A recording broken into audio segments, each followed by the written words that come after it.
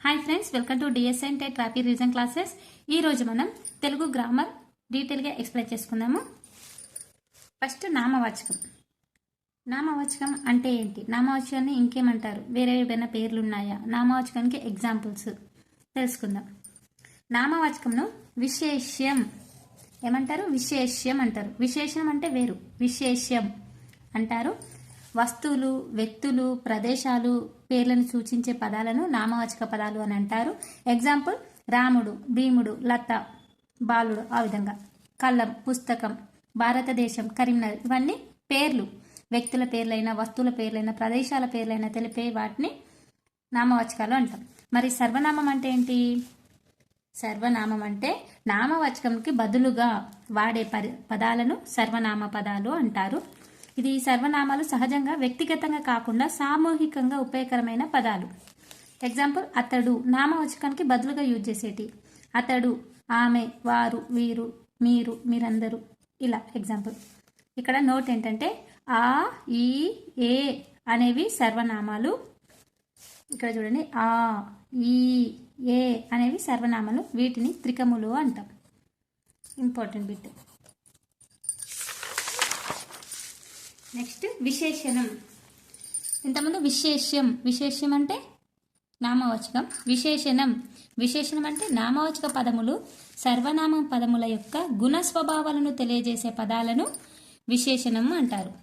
Okay, ఇక్కడ example ఏంటంటే గుణాలను, ఒక పదం యొక్క గుణాన్ని తెలియజేసేదాన్ని విశేషణం అంటారు. తెలుపు, తీపి, చేదు, పొడవు, పొట్టి, మొదట, తొలి, మహా, చెడు, గొప్ప, చిన్న, పెద్ద, ఇలా గుణాలను తెలియజేసేది విశేషణం.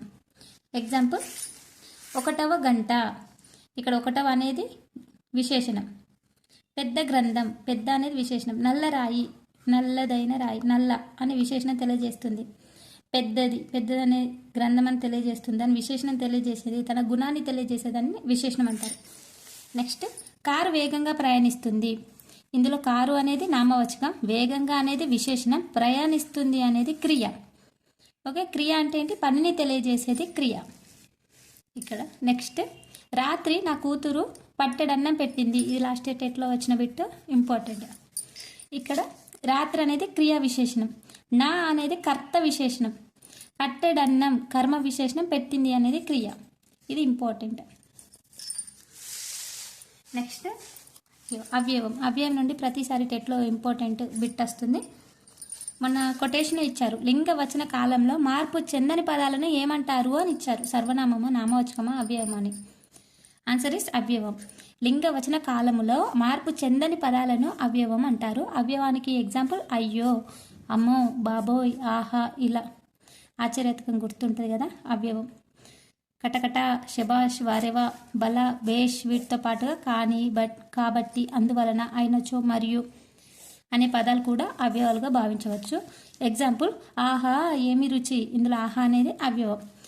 బల, కటకట ఇవి అవ్యయ పదాలు. నెక్స్ట్ క్రియ.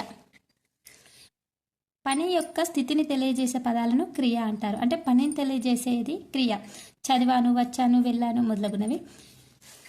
నెక్స్ట్ ఇక్కడ ఉత్తమ పురుష, మధ్యమ పురుష, ప్రథమ పురుష. ప్రథమ పురుషకు సంబంధించి టెట్లో బిట్స్ వచ్చినాయి మొన్న, కాబట్టి 3 తెలుసుకుందాం. ఉత్తమ పురుష అంటే ఏంటి? పురుషులకు సంబంధించి తెలుగు భాష ఎందు 3 ఉంటాయి. ఉత్తమ పురుష, ఒక వ్యక్తి తన గురించి తాను చెప్పుకునే సందర్భంలో ఉత్తమ పురుషను ఉపయోగిస్తారు. తన గురించి తాను చెప్పుకునేది ఉత్తమ పురుష, అంటే నేను, నా యొక్క, మేము.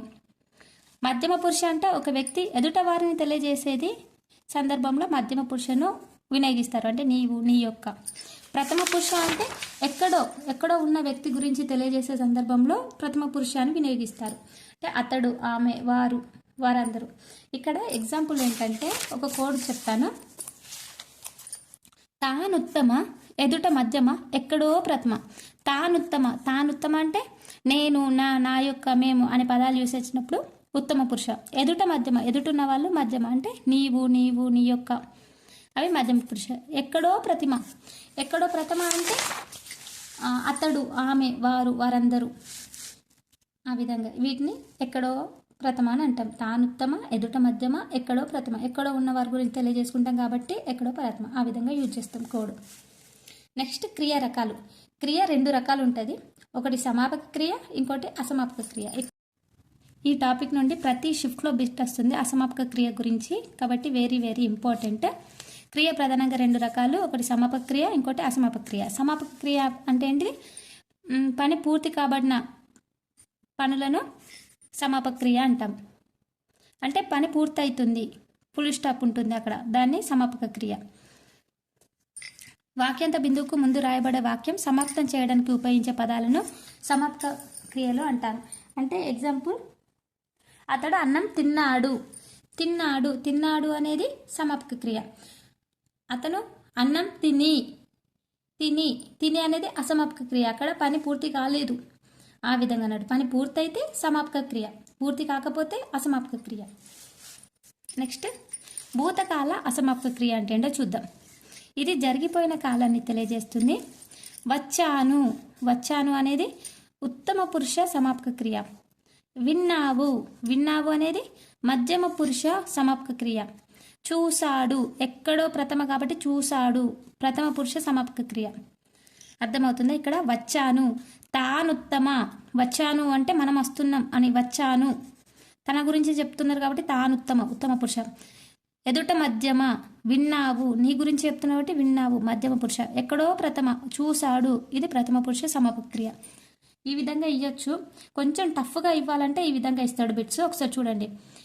వచ్చాను అనేది ఉత్తమ పురుష సమాపక క్రియనా, మధ్యమ పురుష సమాపక క్రియనా, ప్రథమ పురుష సమాపక క్రియనా? వచ్చాను అంటే తాను వచ్చాను, తాను, తాను అనేది ఉత్తమ.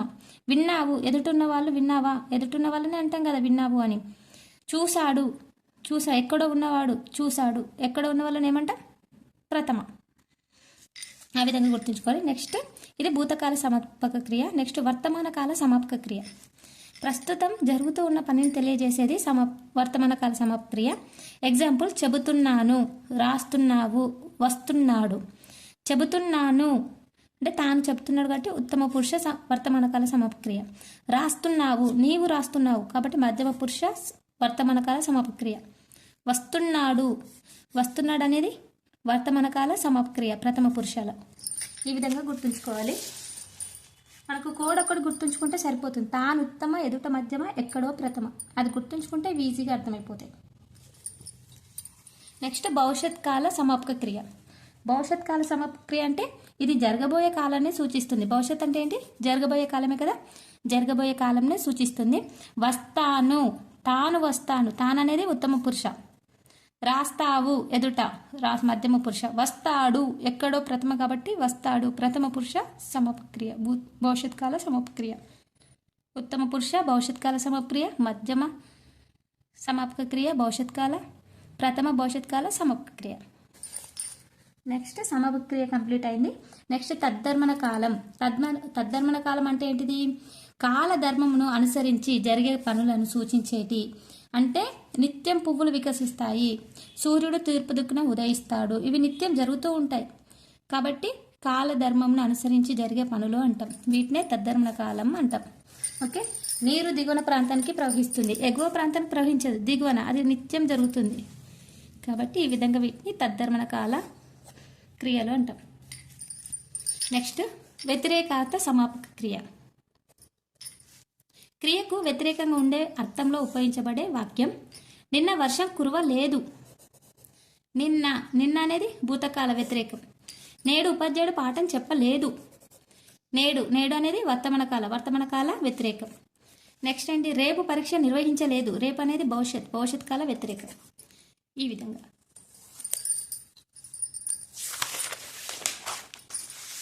నెక్స్ట్ సమాపక క్రియలు కంప్లీట్ అయిపోయింది.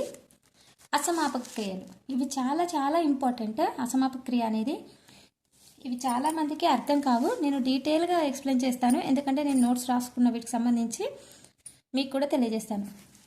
అసమాపక క్రియలు అసంపూర్ణంగా ఉన్న క్రియలను తెలియజేసే క్రియాపదాలు వాక్యాంశ బిందువుకు ముందు రాయబడే క్రియాపదాలు అన్నట్టు. ఇప్పుడు చూడు, ఇంతకుముందు ఇక్కడ ఏమన్నాం? వాక్యాంత బిందువు అంటే ఏమో ఫుల్ స్టాప్, వాక్యాంశ బిందువు అంటే కామా. ఇక్కడ చూడండి, వాక్యాంత బిందువులే వేరు, వాక్యాంశ బిందువు వేరు. వెరీ ఇంపార్టెంట్ ఇది. వాక్యాంశ బిందువుకి ముందు రాయబడే క్రియాపదాలు అసంపూర్ణ క్రియాపదాలు అంటాం. వీటిని అసమాప్త క్రియలు అంటాం. ఫస్ట్ భూతకాల అసమాపక క్రియ అని దేన్ని అంటాం? భూతకాల అసమాపక క్రియ అని క్వార్ధకం అని అంటాం. ఎందుకంటామో తెలుసుకుందాం. ఎందుకంటామంటే మూల క్రియ పదం ధాతువుపై ఈ అనే ప్రత్యయం చేరగా క్వార్ధకం ఏర్పడును. అంటే ఏంటిది? ప్రత్యయం అంటే ఏంటి, క్వార్ధకం అంటే ఏంటిది, ఈ చేరడం ఏంటి అది ఇలానో తెలుసుకుందాం. ఇక్కడ చూడండి, చదివి. చదివి అంటే ఏమొస్తుంది లెటర్? ఈ. చదువు ప్లస్ ఈ చదివి, ఈ అనే లెటర్ వస్తుంది కదా. తిను ప్లస్ ఈ తిని, ఈ. వెళ్ళు ప్లస్ ఈ వెళ్ళి, ఈ. ఈ చదివి, తిని, వెళ్ళి, లాస్ట్కి ఈ అనే పదం పలుకుతున్నాం కదా, వీటిని ఏమంటామంటే క్వార్ధకం అంటాం. మూలక్రియ పదం ధాతువుపై, మూలక్రియ పదం ధాతువుపై ఈ అనే ప్రత్యయం చేరగా, ఈ అనే ప్రత్యయం చేరింది అప్పుడు క్వార్ధకం ఏర్పడును. ఓకే, ఇట్లా చదివి ఈ అనే ప్రత్యయం వచ్చింది, దీన్ని ఏమంటాం? క్వార్ధకం అంటాం. దీన్నే భూతకాల అసమాప్త క్రియ అంటాం. ఓకే, నెక్స్ట్ వర్తమాన కాల అసమాప్త క్రియ అంటే ఏంటి? ఇక్కడ వర్తమాన కాల అసమాప్త క్రియ, వర్తమాన కాల అసమాప్త క్రియనే శత్రార్థకం అని అంటారు. శత్రార్థకం అంటే ధాతుపై చున్ అనే ప్రత్యయం చేరగా ఏర్పడుతుంది. చున్ లేదా తు. ఓకే, చదువు ప్లస్ చున్ చదువు చున్, ఇక్కడ చదువు చున్. వెళ్ళు ప్లస్ చున్ వెళ్ళు చున్, లేకుంటే వెళ్తూ తూ అని కూడా పలకవచ్చు. నెక్స్ట్ తింటూ, చేస్తూ తూ, నడుస్తూ, పాడుతూ, ఇలా తూ అనే ధాతువు చేరుతుంది కాబట్టి దీన్ని వర్తమాన కాల అసమాప్త క్రియ అని అంటాం. ఇంతమంది తిని ఈ అనే ధాతువు చేరింది కాబట్టి దాన్ని ఏమంటే క్వార్ధకం, భూతకాల అసమాప్త క్రియ అని అంటాం. నెక్స్ట్ భవిష్యత్ కాల అసమాప్త క్రియ. భవిష్యత్ కాల అసమాప్త క్రియ అంటే ఏంటిది? ఛేదార్థకం. మరి ఛేదార్థకంకి ఏ పదము ధాతువు చేరుతుంది? ఛేదార్థకానికి తే టే అనే ప్రత్యయం చేత్ అనే అయితే అనే అర్థం వస్తుంది. ఛేదార్థకం కార్యకరణ సంబంధాన్ని సూచిస్తుంది. ఇది ఇంపార్టెంట్ పాయింట్ ఒకటి. ఇప్పుడు మరి ఏ విధంగా చేరుతుంది? తే టే. ఏ విధంగా అంటే వింటే, కంటే, టే, చెబితే, చూస్తే, వెళితే, చదివితే. చదువు ప్లస్ తే చదువుతే, తే అనే ధాతువు వచ్చి చేరింది కాబట్టి దీని ఏమంటాం? చదువుతే. ఛేదార్థకం అని అంటాం. తే అయితే ఛేదార్థకం, చున్ లేదా తూ అయితే శత్రార్థకం, ఈ అయితే క్వార్ధకం. చాలా చాలా ఇంపార్టెంట్. ప్రతి షిఫ్ట్లో బిట్ వస్తుంది అసమాపక క్రియలకు సంబంధించి, కాబట్టి తప్పకుండా చూసుకోండి. అప్యర్థకం. అప్యర్థకం అంటే ధాతువుపై ఇన అనే ప్రత్యయం చేరుతుంది. ఇన, మరి ఇన ఏ విధంగా చేరుతుంది? చదివిన, చదివి ప్లస్ ఇన చదివిన. ఇక్కడ చూడండి, చదివిన. వచ్చిన, వచ్చి ప్లస్ ఇన వచ్చిన. వెళ్ళిన, ఇన. ఇన అనే ధాతువు చేరితే దాన్ని అప్యర్థకం అంటాం. నెక్స్ట్ వ్యతిరేక క్వార్ధం.